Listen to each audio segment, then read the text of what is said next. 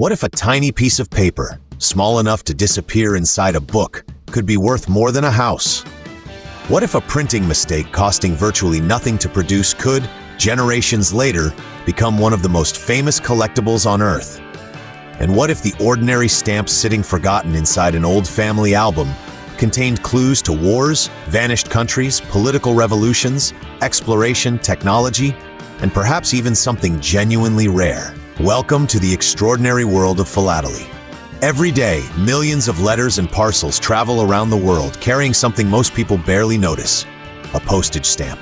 But to collectors, researchers, and historians, a stamp can be far more than proof that postage was paid. It can be a miniature historical document, a work of art, a printing artifact, a political statement, a scientific puzzle, and sometimes an extraordinarily valuable collectible. But what exactly is philately? Is it simply collecting stamps? How do collectors identify what they own? Why can two stamps that look almost identical have dramatically different values? And could the next fascinating discovery still be hiding inside an ordinary collection? Today on My Premium Collection, we're going deep into one of the world's most established collecting traditions. This is philately, and there is much more to it than putting stamps into an album.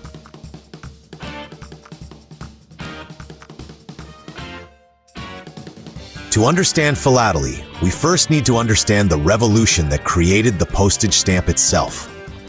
Before adhesive postage stamps became standard, postal systems could be complicated and expensive. Charges could depend on factors such as distance and the number of sheets being carried. And in Britain, postage was commonly collected from the recipient. Postal reformer Sir Rowland Hill argued for a simpler system based around affordable prepaid postage. Then came a breakthrough. On the 6th of May 1840, Britain's famous penny black officially entered postal use. Featuring the profile of Queen Victoria, the penny black is widely recognized as the world's first adhesive postage stamp issued for use in a public postal system. Its purpose was practical. It showed that postage had already been paid, but almost immediately people began saving stamps. Some were interested in their designs. Others wanted examples from different countries. As postal systems expanded and countries issued increasing numbers of stamps, organized collecting began to emerge. The word philately itself arrived in the 1860s, derived from Greek roots and introduced through the French term philately. And an important distinction developed. Stamp collecting and philately are related, but they aren't necessarily identical.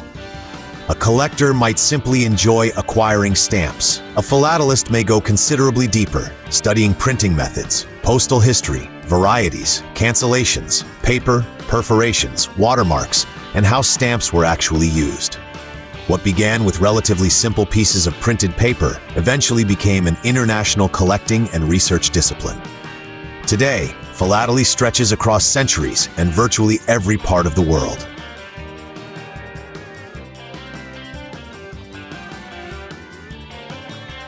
Philately does not exist in isolation. It sits at the intersection of collecting, history, art, printing, economics, geography, and postal communication. Its ecosystem includes casual collectors, specialist philatelists, postal historians, dealers, auction houses, expert committees, catalog publishers, museums, postal administrations, and collecting societies. And collectors themselves can specialize in remarkably different ways. Some collect by country, others by historical period. Some collect stamps depicting particular subjects, such as dinosaurs, aircraft, space exploration, royalty, sports, or wildlife. This is commonly known as topical or thematic collecting. Others concentrate on postal history and collect entire envelopes or covers because the cancellation, route, rate, and destination reveal how the postal system operated. And then there are specialists. A specialist might spend years studying variations of one particular stamp issue. Why? Because tiny differences matter. A different watermark, a slightly altered color, a different perforation measurement, a plate flaw, a printing error, a rare cancellation, a particular postal usage. Sometimes two stamps that appear identical to an inexperienced collector can represent completely different catalog varieties. That creates one of philately's most fascinating characteristics. Knowledge can change what you see. The more you learn, the more information a tiny stamp begins to reveal. And technology is changing the hobby again. Collectors can now use digital catalogs, online marketplaces, high-resolution photography, collection management platforms, and increasingly sophisticated image recognition tools. But technology doesn't eliminate the need for expertise. In many cases, it makes careful verification even more important.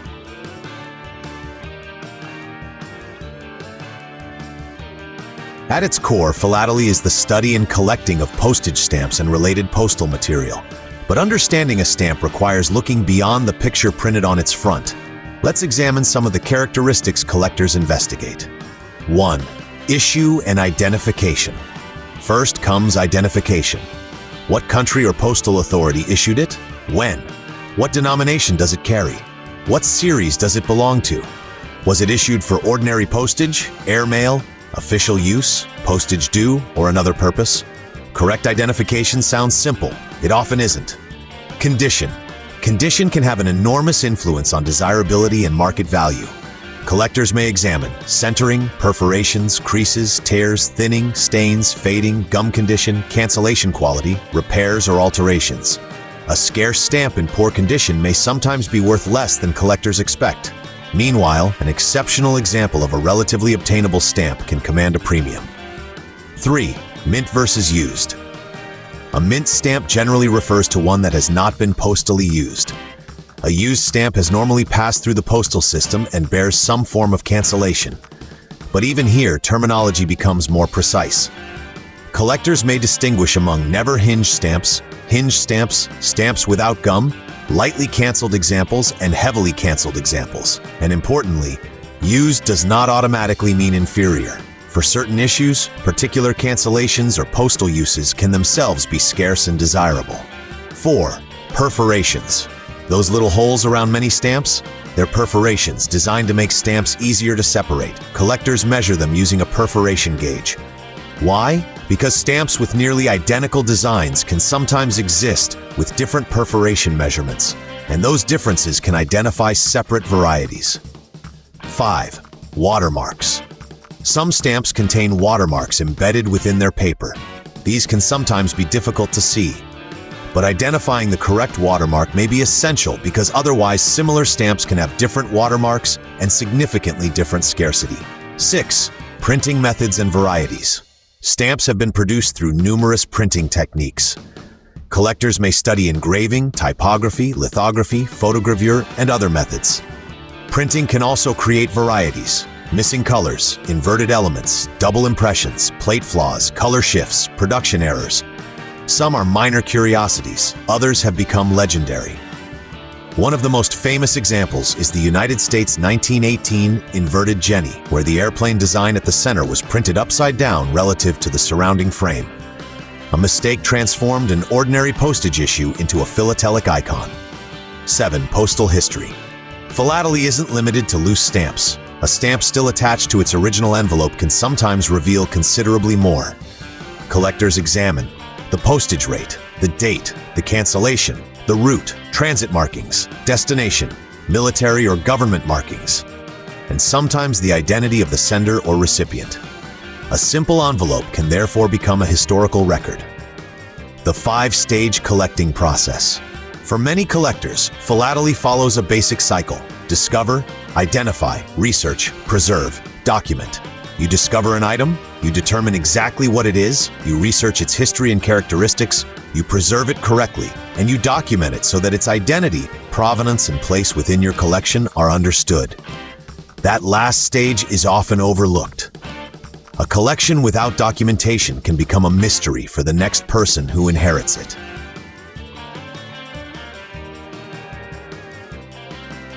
Imagine inheriting 3 albums from a grandparent. Thousands of stamps. Some are over a century old. You open the first page and immediately think, could something here be valuable? This is where knowledge becomes critical. One of the biggest mistakes beginners can make is assuming old equals valuable. It doesn't. Many old stamps were printed in enormous quantities and remain relatively common. Meanwhile, an apparently ordinary stamp might contain a scarce watermark, perforation variety, shade, error, or cancellation. So where should you begin? Step 1. Don't damage anything. Avoid aggressively removing stamps from envelopes. Don't trim covers. Don't apply tape. Don't laminate stamps. And don't attempt amateur repairs. Something that appears unnecessary could be exactly what makes the item interesting. Step 2. Organize. Separate material logically. Country, period. Used versus unused. Loose stamps versus covers. Sets and series. Unknown items. Step 3. Identify. Use reputable catalogs and reference materials to narrow down exactly what you're examining. Compare design, denomination, date, paper, perforations, watermark, printing characteristics, and cancellation. Step 4. Document. Record what you know. Country, issue. Catalog reference where appropriate. Condition, purchase or inheritance information. Provenance. Images, notes. Estimated value if relevant. Step 5. Verify before making big claims. If you believe you have discovered something particularly rare or valuable, seek appropriate specialist expertise. Authentication can become extremely important for high-value material because stamps may be altered, repaired, reperforated, regummed, or otherwise manipulated. And remember, a catalog value is not necessarily the same thing as the price someone will actually pay. Real-world value depends on factors including condition, rarity, demand, authenticity, and current market circumstances.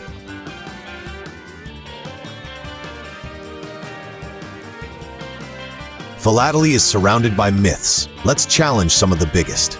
Myth 1. Every old stamp is valuable. False. Age alone does not create rarity. Supply, demand, condition, variety, and historical significance all matter. Myth 2. Unused stamps are always worth more. Not necessarily. For some stamps, a rare postal usage or cancellation can make a used example highly desirable. Myth 3. The price in a catalog is what your stamp is worth.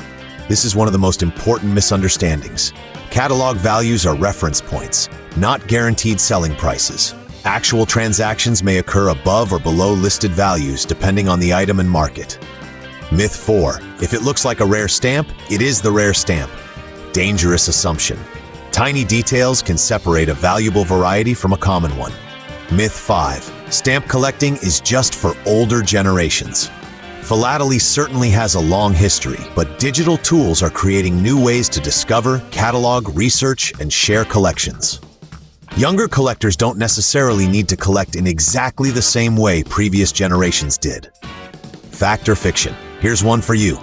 2 stamps with exactly the same picture, denomination, and color can have dramatically different values. Fact or fiction? 5, 4, 3, 2, 1, fact. Differences involving perforations, watermarks, printing characteristics, condition, errors, or other varieties can completely change identification and scarcity. Did you get it right? Tell us in the comments.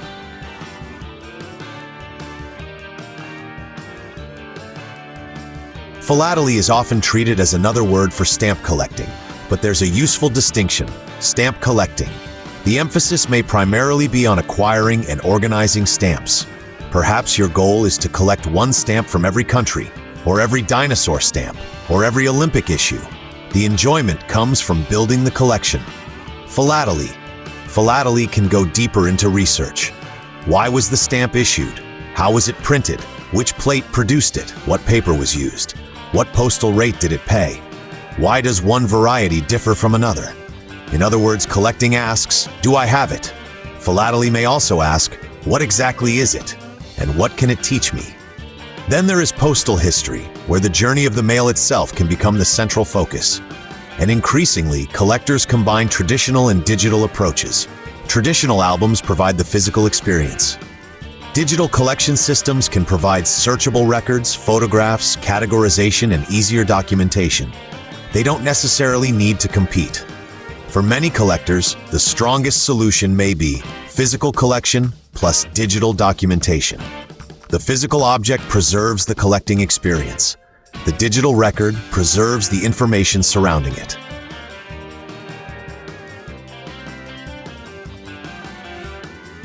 Philately has already survived enormous technological change. Telephones, email, messaging, social media, digital communication. And yet stamps continue to fascinate collectors. Why? Because philately was never only about sending letters. It became about objects, stories, discovery, and history. Now another transformation is beginning. Artificial intelligence and computer vision may increasingly assist collectors with identification, Imagine photographing an unknown stamp and receiving possible matches based on design, country, denomination, and visual characteristics. Image comparison may help identify subtle variations. Digital collection systems can make enormous collections searchable. Online archives can connect collectors to historical information that once required specialist libraries. But technology introduces risks too. An algorithm can be wrong. A photograph may hide defects. Color reproduction can be inaccurate. And identifying a stamp from its design alone may overlook characteristics such as paper, watermark, gum, or subtle alterations. So AI should be viewed as a powerful assistant, not necessarily a replacement for specialist expertise. Another important development is digital provenance. Future collectors may increasingly document when an item was acquired, previous ownership, expert certificates, auction records, photographs, and historical information. That could make collections easier to understand, manage, and eventually transfer to another generation. And perhaps that's the lasting power of philately. Every stamp began with a practical purpose: to move communication from one place to another. But once that journey ended, another could begin. A journey through collectors, through families, through auctions, through countries, through generations. A stamp might be tiny, its story doesn't have to be.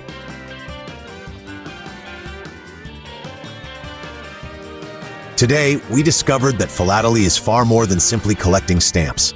It's the study of objects that can combine history, art, geography, printing technology, and postal communication within just a few square centimeters.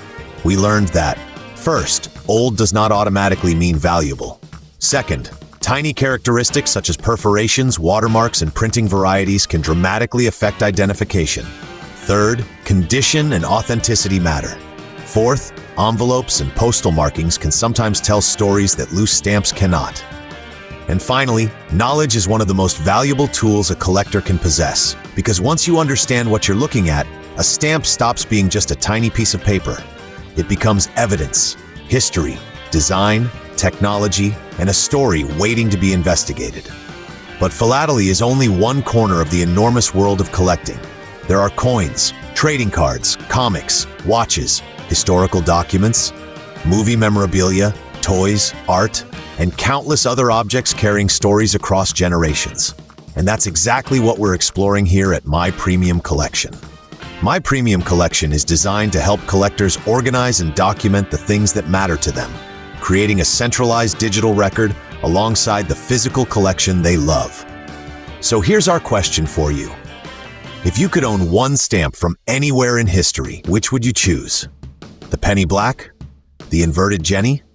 A famous rarity? Or something personally meaningful that might not be valuable at all? Tell us in the comments. And if you enjoyed this episode, like the video, subscribe to My Premium Collection, and share it with another collector. Continue exploring the world of collecting at mypremiumcollection.com.